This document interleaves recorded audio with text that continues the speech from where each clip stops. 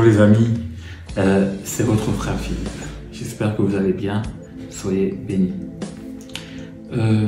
Aujourd'hui, j'aimerais vous parler du jeûne, ou plutôt de l'importance du jeûne. Je vous l'ai déjà dit, nous sommes spirituels. Donc, nous sommes corps, âme et esprit. Et la partie la plus importante de notre être est notre esprit.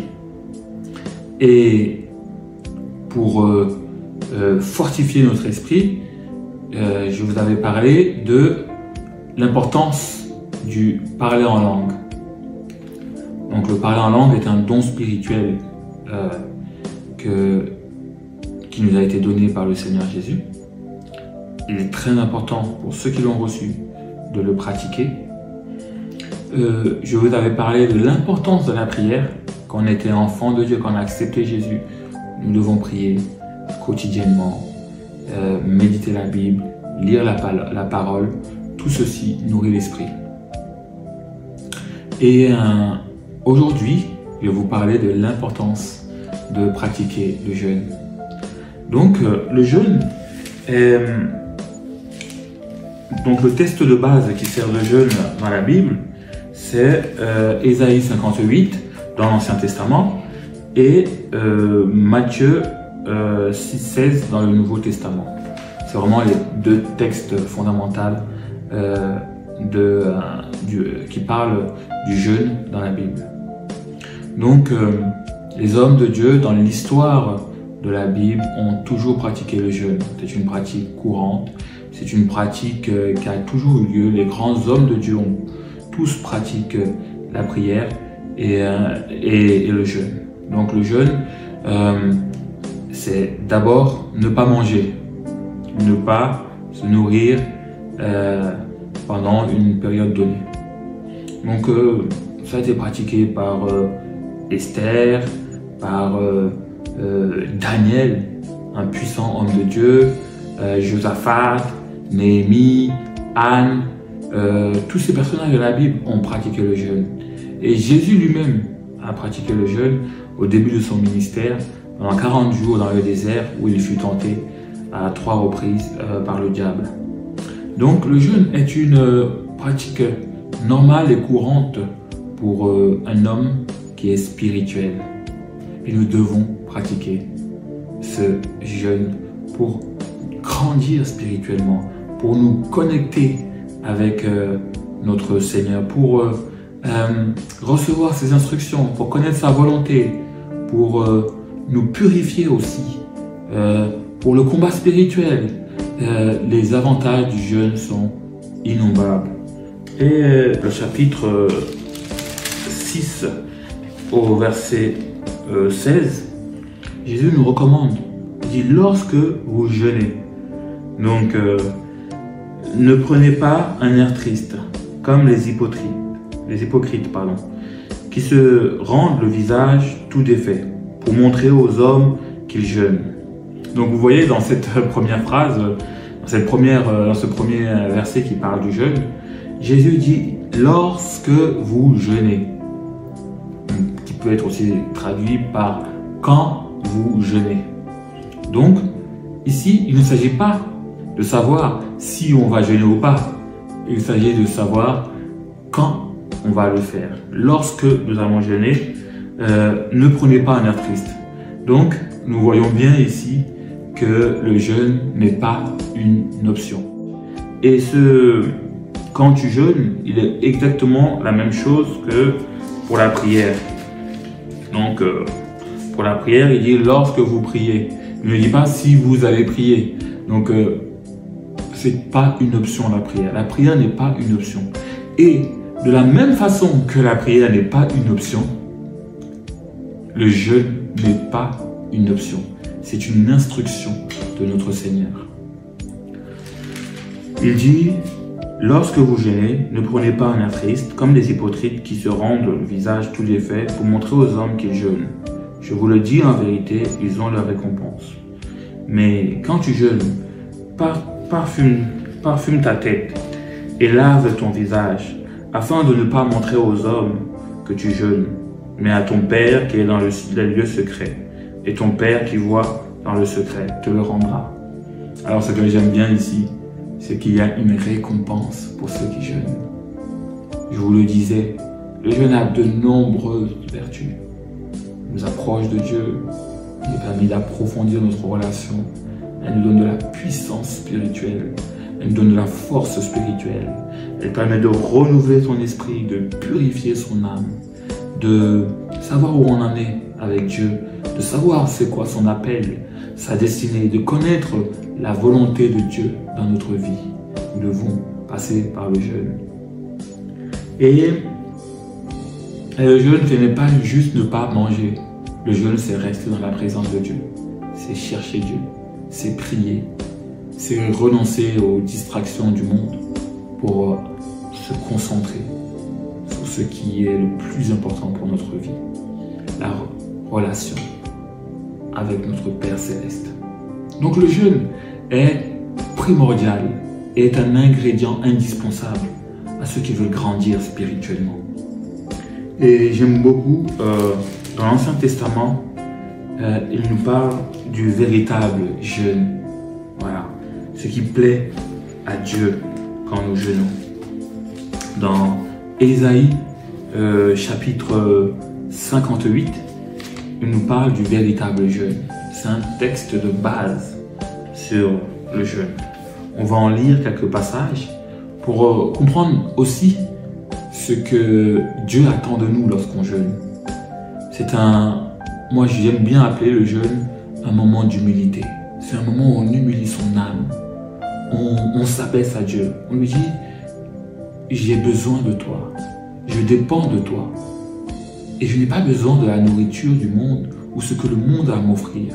Mais j'ai juste besoin de toi. C'est un acte d'humilité. Et croyez-moi, l'orgueil est le pire ennemi de Jésus. Le pire ennemi de Dieu, c'est l'orgueil. Donc,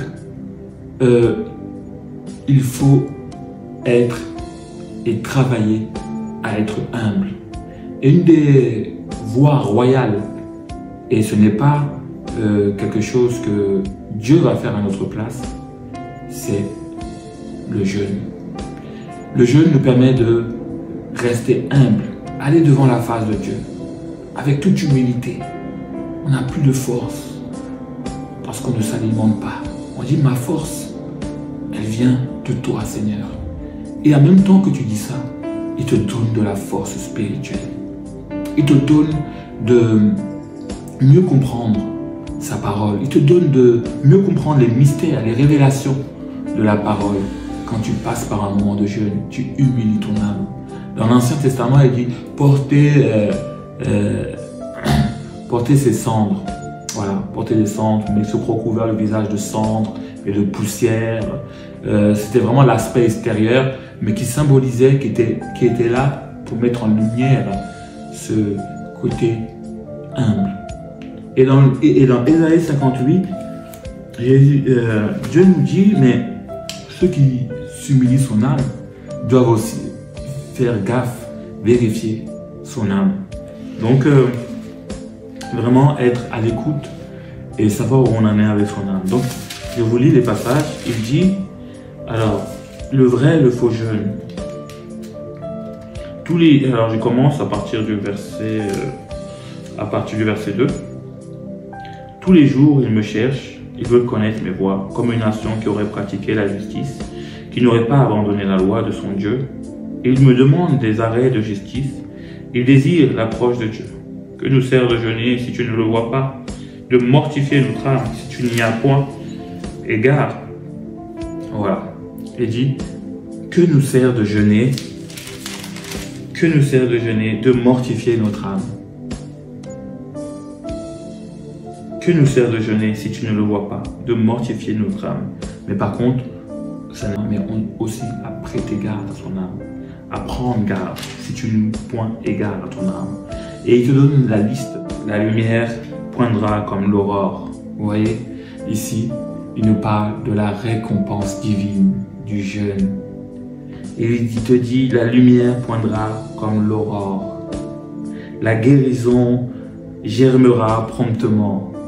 Avec le jeûne, tu peux recevoir la guérison. Tu peux recevoir la lumière de Dieu. Voilà, c'est la récompense que Dieu donne à ceux qui pratiquent le véritable jeûne. Si ton jeûne est agréé par Dieu, Dieu va venir dans ta vie et te donner plein de récompenses suite à ce jeûne. Il te dit, ta justice marchera devant toi et la gloire de l'Éternel t'accompagnera. Avec le jeûne, on approfondit l'intimité avec notre Dieu. Dieu marche avec nous, Dieu nous écoute, Dieu nous exauce. C'est cela, le véritable jeûne, la récompense. Donc, ce n'est pas juste ne pas manger, mais vraiment aller dans un état d'esprit d'humilité, de reconnaître qu'on est pécheur et qu'on a besoin de la miséricorde de Dieu. C'est reconnaître qu'on est dépendant de lui et que sans lui, nous ne pouvons rien. Nous ne pouvons rien. Et Dieu nous promet une récompense, la guérison, la lumière poindra comme l'aurore. Il nous dit que alors tu appelleras et l'Éternel répondra. Tu crieras et il dira, me voici. Si tu éloignes du milieu de toi le jour, les gestes menaçants, les discours injurieux, si tu donnes ta propre subsistance à celui qui a faim, si tu rassasies l'âme indigente, ta lumière se lèvera sur l'obscurité.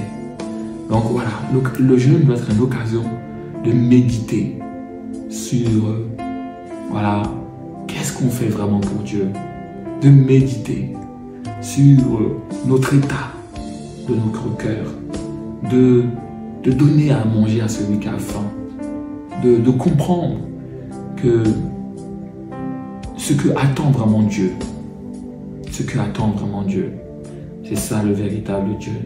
Ce n'est pas juste se priver de nourriture, mais de chercher la volonté de Dieu.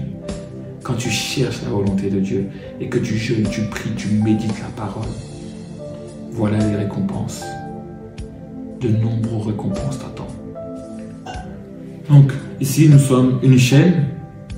Frère Philippe est une chaîne d'amoureux, de passionnés de Dieu, désirés de servir le Seigneur, désirés d'être une source de bénédiction pour les nations et désireux de grandir avec Dieu, de connaître Dieu dans son intimité, de pouvoir manifester sa volonté, sa puissance.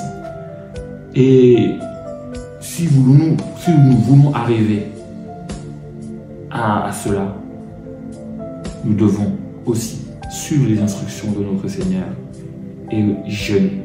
Je vous invite donc à pratiquer le jeûne. Je vous invite à chercher la volonté de Dieu par rapport au jeûne. Bien sûr, ceci n'est pas un avis médical. Vous devez bien entendu demander conseil à un médecin si vous vous lancez dans un jeûne. Ici, nous sommes en train de parler de spiritualité. Si vous avez des problèmes de santé, je vous encourage, avant de pratiquer un jeûne, d'aller consulter votre médecin.